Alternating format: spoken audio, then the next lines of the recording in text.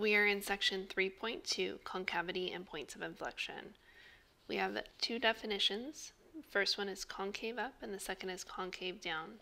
So concave up is if the graph of f lies above all the tangents in an interval, and it says the function is concave up on an interval if it's opening upwards on the interval, so almost like a bowl. So it'll be opening upwards. And concave down is going to be if the graph of f lies below all the tangents on that interval. A function's concave down if it opens downwards on that interval, so almost like a sad face. So we have concave up and concave down. And so you can see the tangent lines, if you were thinking of concave up, would be that the graph, if you were to draw a bunch of tangent lines on here, like by definition, it's going to be above all those tangent lines, whereas concave down is going to be below all those tangent lines to the curve. And the other thing that's listed on here in our diagram is going to be my inflection point. And so an inflection point we also do need to know. An inflection point, we'll say C comma f of C, is an inflection point of f of x if f of x is continuous at x equals c and the concavity is going to be changing. And so it either goes from concave up to concave down, or the flip of that and going from concave down to concave up at that value x equals c. The example says the following is the graph of f of x. Identify any inflection points. And notice that it does say points. Points means that we do need to have x comma y. And the intervals, again, intervals, we're using our x values. So use our x values for concave up and concave down for our function. And so the first thing that we're going to do is look at the concavity. So we'll say concave up. And a lot of times I just write CU for concave up. And our intervals for concave up are going to be going from, we are concave up from A to B, and then we're concave up from B to C, and then we're concave up also from D to infinity. So our concavity, and again we're using intervals, so we're talking about our x values, and we use parentheses for these, so we go from A to B, union from B to C, union from D to infinity. And again we use parentheses because we don't include those inflection points, because at that inflection point is where it's changing concavity. And so we also need to talk about concave down. And a lot of times I'll just write CD for concave down. And so concave down is going to be from, and again there's no arrow tip there if you want to add that in, negative infinity to A, and from C to D. So we have from negative infinity to A and from C to D. Our inflection points are going to be where concavity changes. And so where concavity changes, you can clearly see in point A, it changes from concave down to concave up. B, it changes from concave up to concave up, so it's not changing concavity, so that one doesn't count. At C, we don't have a point, there's an asymptote there, and so that wouldn't count also. But at point D, it changes from concave down to concave up. So our inflection points, or I'll just write it as IP for inflection points, are going to occur at A, comma f of A, and at D, comma f of D. Again, because they are points, we do need to have that y value stated there. So another way to think about concavity is to examine the derivative. And so let's f of x be a differentiable function on an open interval a to b, then f of x is going to be concave up on that interval if the derivative is increasing. So if our derivative is increasing, and concave down if our derivative is decreasing. And so again, that slope for concave down is decreasing, whereas concave up is increasing. So we have what's called the concavity test right below. And this says let f of x be a differentiable function on an open interval a to b. Then f of x is concave up on the interval a to b if the second derivative is greater than 0 for all x in that interval, and concave down if the second derivative is less than 0 for all values of x in that interval. So steps for finding inflection points and intervals of concavity for our function f of x. So the first thing that we need to do is find all x values where the second derivative is 0 or undefined. These are possible. Key thing here is possible inflection points. So again, looking at where the second derivative is equal to 0 or the second derivative is undefined. So likewise what we did for critical values, but this time we're using the second derivative. Step 2 says using a number line break the domain into open intervals using the possible inflection points, and those are the ones that you found in part 1. Part 3 says choose a test value from each interval and substitute it into the second derivative to determine if the second derivative is positive or negative. Step 4 says on intervals where the second derivative is positive, our function is concave up. So if the second derivative is positive, our function is concave up. And where the second derivative is negative, our function is going to be concave down. 5 says if concavity changes between consecutive intervals, then we would say that that point where it changes concavity is going to be an inflection point. And again, it's an inflection point, so make sure to find both x and y. So we have an example right below that says find the points of inflection of f of x equals 3x to the fifth minus 5x to the fourth plus 1, and determine the intervals where f of x is concave up and concave down. So the first thing to note is that we are dealing with a polynomial function, and our domain of our polynomial function is all real numbers. And so in order to find these inflection points and where it's concave up and concave down, we need to find the second derivative. So our first derivative we need to find first.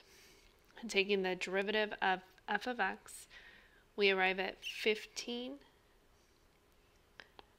x to the fourth minus 20x to the third. And then our second derivative is going to be 60x to the third minus 60x squared. And to find our possible inflection points, we need to set this equal to 0. And so setting this equal to 0, we can factor out a 60x squared. We're left over with x minus 1 equals 0. So setting each of these factors equal to 0, we get x is equal to 0 and x is equal to 1. These two values are not our inflection points. These are possible inflection points. Again, we have to check to see if the concavity changes at those values. Possible inflection points can also occur where your second derivative is undefined, but our second derivative is a polynomial, and so our second derivative is defined over all real numbers. So we don't have any issues of where our second derivative is undefined. So the next thing we're going to do is take a number line, which for this problem is all real numbers, and put my possible inflection points on, which are at 0 and at 1. And we're going to substitute values into my second derivative. So something smaller than 0, I'm going to go ahead and substitute in -1 into my second derivative. Something in the interval between 0 and 1, I will substitute in 0.5. Something greater than 1, I'm going to substitute in 2. And I can substitute those into either the original second derivative or this factored form that we had, and look at those signs that we have. Again, we're only concerned about the sign. Positive means concave up and negative means concave down for that interval. And so looking at -1, anything squared is going to be positive, and -1 minus -1 is going to be negative. And so since this is negative here, that means it's going to be concave down. The next interval, I'm going to substitute in 0.5, and 0.5 minus 1 is also going to be negative, which means that it's going to be concave down. And then the last interval that we have from 1 to infinity, I'm going to substitute in 2. Substituting 2, we get a positive value, which means this is going to be concave up. And so it's asking for the intervals. Again, intervals, we use those x values where it's concave up. And concave up is where it's positive. And so this is going to go from 1 to infinity and concave down. So our function is concave down from negative infinity to 0, and then also from 0 to 1. We do have to keep these separate because at 0 it is a possible inflection point. It's equal to 0. It's not concave up or concave down. And so don't write this as negative infinity into 1. That would be incorrect. And so our inflection points are only where it changes concavity, and the only spot where it changes concavity is here between concave down and concave up, which occurs at x is equal to 1. So our inflection point is going to be at 1 comma f of 1. And so 1 comma, and to find f of 1, we need to substitute it into our original function up here at the top. And so f of 1 is equal to 3 times 1 to the 5th minus 5 times 1 to the 4th plus 1. And so working this out, we do get negative 1. And that would be our inflection point. Again, we do not have an inflection point at 0 because it goes from concave down to concave down. The inflection points only occur when the concavity changes. So the example right below this, I'm going to go ahead and circle, and we'll look at this one together in class. The next thing that we have is the second derivative test. This says let C be a critical number of f of x. Remember, critical numbers only occur when the first derivative is undefined or the first derivative is equal to 0. And suppose the second derivative is continuous near C. Then if the second derivative is greater than 0, then f of C is a relative minimum. So before we move on with the next bullet points, what this says is the second derivative is greater than 0. That means that this is going to be, for the first bullet point here, would be concave up. And the reason why it's concave up is because the second derivative is greater than 0. If something is concave up, you'll notice that you have a minimum down here at the bottom. And so it says if the second derivative is greater than 0, then f of C is a relative minimum. The second bullet point says if f double prime of C is less than 0, which means that we would have a concave down function. So draw that over here on the side. So if it's concave down, you'll notice that you actually have a maximum up here, and so f of C is going to be a relative maximum. The third bullet point says if the second derivative of C equals 0, then the test is inclusive, and f of C might be a relative max, a local min, or neither. It says use the first derivative test to check and see. So steps to use the second derivative test to analyze critical numbers given f of x. First thing we have to do is find all critical numbers or critical values by finding where the first derivative is equal to 0 or undefined. Then you're going to substitute each critical number into the second derivative and determine the sign. And so if the second derivative is greater than 0, we have a relative min. If the second derivative is less than 0, we have a relative max at those critical values of C. So the example right below says determine whether each critical value of f of x equals 2x cubed plus 3x squared minus 12x plus 1 is a relative minimum or a relative maximum using the second derivative test. And so in order to do this, we first have to find, like it says up above, find the critical numbers for this function. And so I'm going to take the derivative. And so f prime of x is equal to, and we get 6x squared plus 6x minus 12. And we're going to set this equal to 0. I can factor out a GCF of 6. And we're left over with x squared plus x minus 2 equals 0. And this does factor. things that multiply to 2 are just 2 and 1. One of them has to be negative, and that would be the smaller value since our middle term is positive. So we have x plus 2 and x minus 1 equals 0. So setting our factors equal to 0, we have x plus 2 equals 0 and x minus 1 equals 0. Or x equals negative 2 and x equals positive 1. So these are your critical values or your critical numbers. We also are dealing with a polynomial again, and so we have no place where the first derivative is undefined. So f prime of x is defined over all real numbers. And also the domain of our function, since it's a polynomial, would be all real numbers also. So the next thing we need to do is find our second derivative. And so our second derivative is going to be 12x plus 6. And the next step would be to substitute each critical value c that we have, which are negative 2 and positive 1, into our second derivative. So our second derivative, substituting in negative 2, we get 12 times negative 2 plus 6, which works out to be negative 6. And since our second derivative is negative, this means that it's going to be concave down. So this is negative. So this means it's going to be concave down. So if you think about the function being concave down, that means that we are going to have a relative max at our value of x, which is at 2.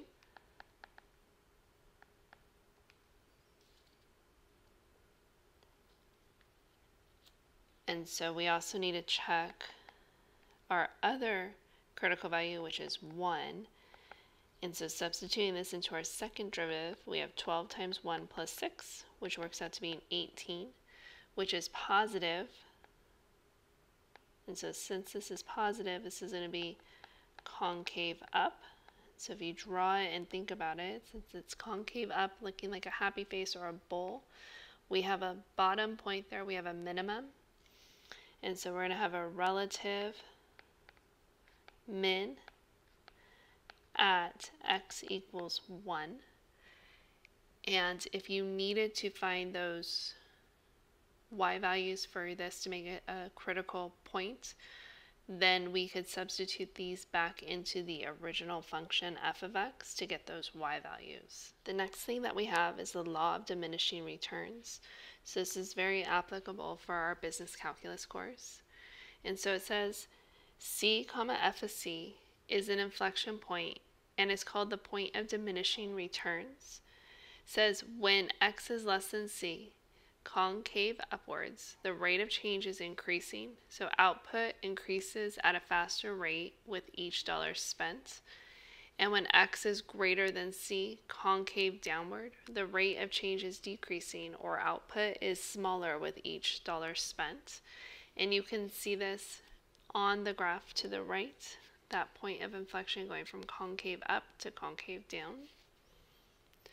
So the example right below says find the point of diminishing returns, and it wants x comma y for the given function where r of x represents revenue in thousands of dollars, so keeping that in mind, and x represents the amount spent on advertising in thousands of dollars. And so our revenue function that we have is given to us. It's 4 over 27 times negative x cubed plus 66x squared plus 1050x minus 400 for values of x between 0 and 25. And so in order to do this and find that point of diminishing returns, we need to take a first derivative first and then a second derivative. So our first derivative, you can use the product rule. You can think about it that way, or just think about it as 4 over 27 is a constant, and so we could just leave it over there. And then taking the derivative, we have negative 3x squared plus 132x plus 1050.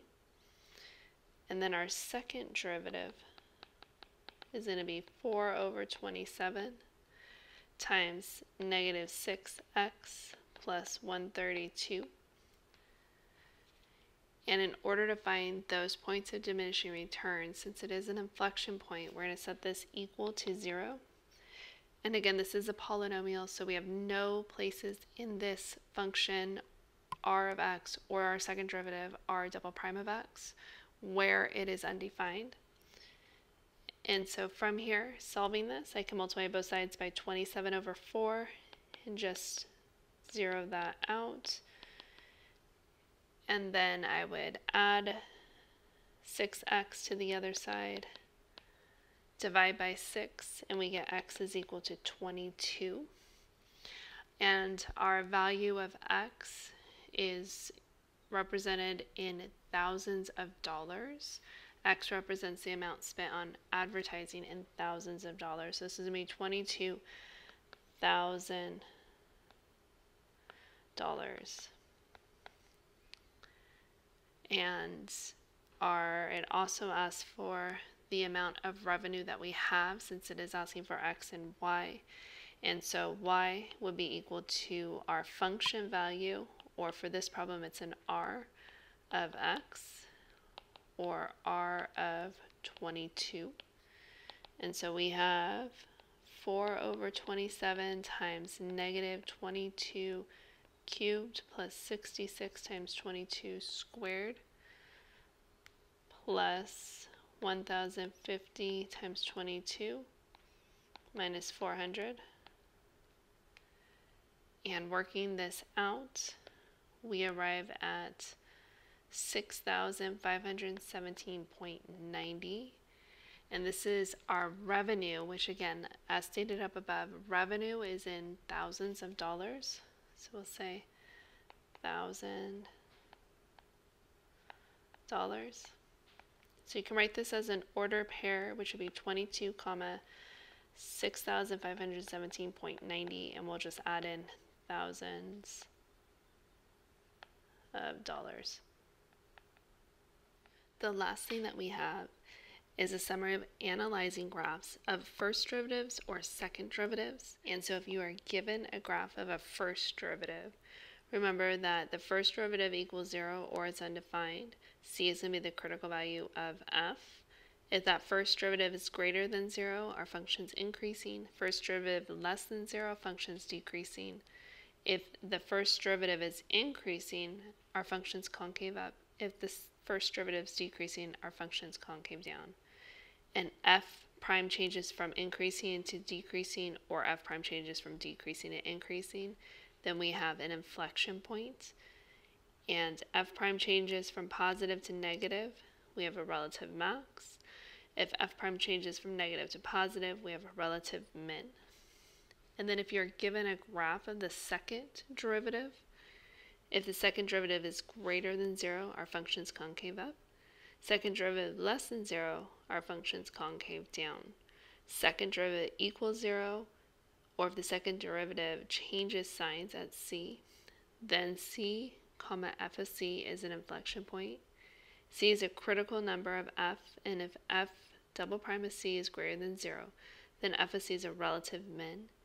And c is a critical number of our function, and the second derivative is less than 0, then at c we have a relative max.